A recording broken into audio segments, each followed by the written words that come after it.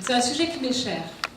C'est un sujet qui m'est cher parce que je pense que je fais partie de ces gens pour qui le digital a accéléré ma carrière. J'ai fait beaucoup de choses dans ma carrière autour du client, autour de la vente directe au client, et puis donc je faisais du Minitel, je suis désolée de le dire, j'ai travaillé sur le Minitel, voilà, le 3615, et puis je suis rentrée chez Frantour où je m'occupais du Minitel et j'ai été rachetée par le groupe Accor, et puis un jour j'ai un patron qui m'a dit tiens, tu vas t'occuper d'Internet. Je ne savais pas envoyer un email, je ne savais pas faire, donc je me suis dit ok, je vais m'occuper d'Internet. Et puis j'ai appris, puis je me suis dit c'est intéressant ce truc-là, et puis donc je fais partie de ces gens qui ont commencé à regarder un petit peu ce que c'était, et puis je suis rentrée ensuite. J'ai passé beaucoup de temps sur Internet quand j'étais chez Accor, et je suis rentrée chez Sephora pour m'occuper du CRM et de l'e-commerce. Et puis ça s'est bien passé. J'ai eu une grande chance. En 2009, j'ai été nommée homme e-commerce de l'année 2009. Et ça a changé ma vie.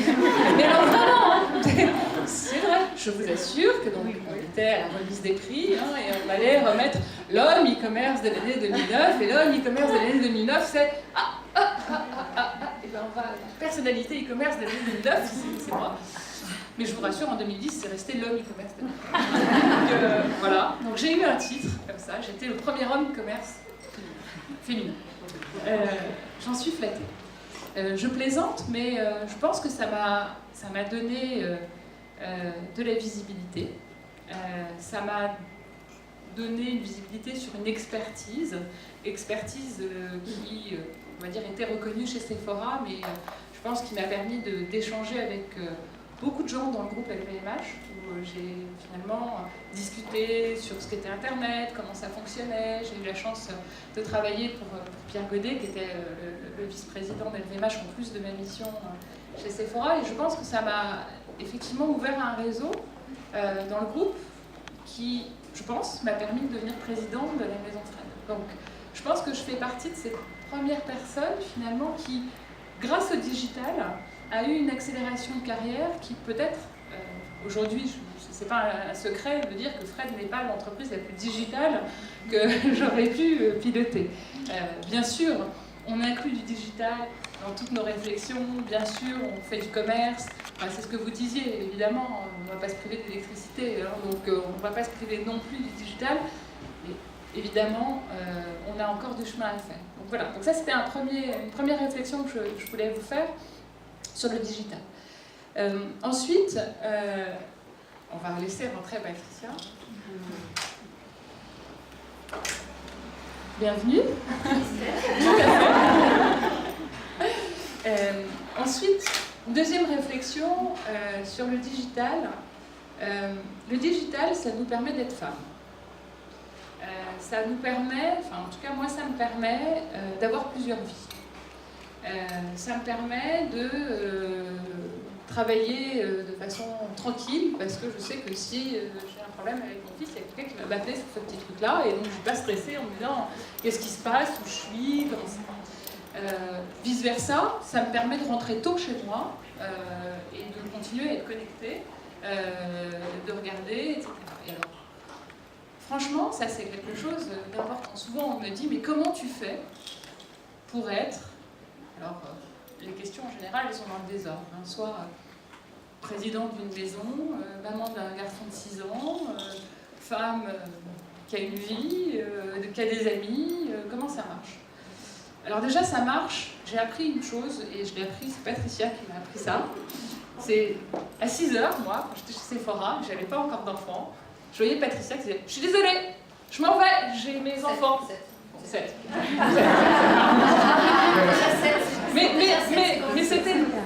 vraiment, je pense que Patricia m'a donné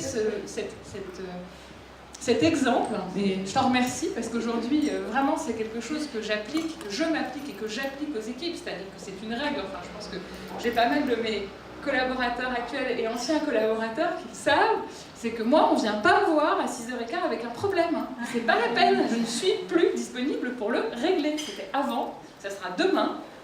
évidemment, il y a problème et problème. Il y a téléphone s'il faut, le soir, évidemment. Enfin, je pense que je suis ultra connectée. Donc ça, c'est une réalité, c'est que, vous voyez, je vous parle, j'ai mon truc à la main, c'est-à-dire que c'est l'annexe de ma main, mais c'est ma tranquillité. Et je le vois vraiment comme une tranquillité.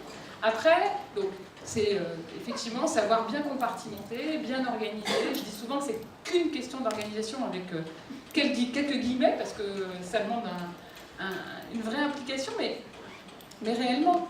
C'est-à-dire que je pense que je commence ma journée, je me bats avec mon fils pour pas qu'il regarde la télé, pour l'habiller, pour lui dire si, maintenant il faut aller à l'école, je l'accompagne à l'école, le cartable, machin, blablabla, vite, hop. Bon, donc ça, boum, ça c'est la première partie. Ensuite, comme vous, certainement, je cours au bureau, enfin, j'y vais en marchant en l'occurrence, c'est très bien, c'est une grande chance, un grand luxe. J'y vais en marchant et j'arrive au bureau et je commence 9h, 19h, il n'y a pas un moment où je me dis, tiens, je passerais bien un coup de fil à quelqu'un. Ça, il n'y en a pas, à la place, ça ne marche pas, parce que c'est tout organisé. Les déjeuners ils sont prévus pour les 6 prochains mois, enfin, c'est juste un drame. Mais, en fait, moi, dans mes règles, il y a éviter les cocktails comme ça. Je suis désolée. Mais j'y vais pas. J'y vais pas parce que j'y vais pas. Il y en a 5 par semaine. Donc, 5 par semaine, plus les représentations boulot, plus, il y a un moment, ça mange vite. Donc, évidemment, et c'est mon dernier point, je ne veux pas dire il ne faut pas se connecter, le réseau c'est fondamental. Je pense que je l'ai évoqué dans mon évolution de carrière. C'est fondamental dans l'entraide, l'intérêt pour les autres, etc. Mais il faut trouver chacun son mode de fonctionnement pour le développer. Moi, personnellement, c'est vrai que j'ai pas un déjeuner libre et que je les prévois longtemps à l'avance et que finalement, mais je vois des gens 5 fois par semaine qui font mon réseau. Les copains, je les garde plutôt pour le week-end. Mon équipe, je les vois pendant la journée. Et ça, je pense que voilà, c'est mon organisation. Et puis après, j'ai un deuxième volet, et c'est plutôt une chance. C'est que la maison que j'ai la chance de présider est une maison dans laquelle dans l'ADN à la convivialité, recevoir les gens, accueillir. Et donc, comme vous le voyez, on a un lieu de réception. Vous avez la boutique ici, vous allez voir en fait dans les étages, on a fait 2 étages de réception, on a une salle à manger et on a un salon. Un peu comme un appartement, l'appartement que Fred Samuel, le fondateur, aurait probablement habité aujourd'hui. Et ça me permet de faire mon réseau. C'est-à-dire que finalement, au lieu d'aller aux 50 cocktails du mois, finalement, j'invite les gens à venir une fois par mois chez Fred, soit dîner, soit faire des cocktails, etc. Et donc, du coup, j'optimise mon temps, j'économise mon énergie et mon temps disponible. Voilà, et ça, c'est évidemment, bien sûr, grâce à toutes les nouvelles technologies. Ça nous permet d'être partout, ça nous permet d'être à l'autre bout de la Terre et en même temps d'être ici, de gérer les choses. Je pense que on dit souvent, avec un certain cliché, que les femmes sont multitâches, mais je pense qu'on l'est vraiment. On est multivie, donc multitâche c'est facile. Et puis voilà, donc du coup, oui, être connecté tout le temps. Je pense que c'est une discipline, mais la maître en la matière, c'est Patricia, donc j'ai passé la parole pour que tu racontes. Imposer aux autres, aux gens qui nous entourent, ce rythme. Il faut oser dire « je ne peux pas », il faut oser dire « j'ai autre chose à faire ». Et souvent on dit « ah oui, mais c'est facile, les hommes ne sont pas d'accord, les patrons ils sont pas ceci, cela ». Ouais, en fait, non mais... ouais, mais bien sûr. Et puis à un moment, je vais vous dire... Moi, les hommes de mon équipe, je crois qu'ils adorent. L'idée de partir à 6h30 faire un tennis, c'est pas désagréable. Et je peux vous dire que pour autant, ouais, vous occupez de leurs enfants, bien sûr, vous avez raison.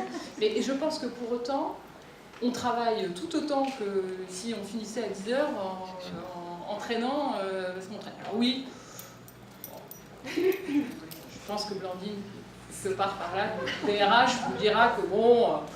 Les gens ont l'impression de bien travailler, quoi. Enfin, c'est dense, mais on s'amuse et je pense qu'en tout cas, on revendique ce droit à avoir plusieurs vies, et je pense que de toute façon on parle des femmes aujourd'hui, mais je crois que les nouvelles générations, et je parle sous votre contrôle Eric, sont hyper demandeurs d'avoir un équilibre, donc c'est nous qui allons leur montrer, mais de toute façon ça arrivera. Donc Patricia, je te laisse la parole.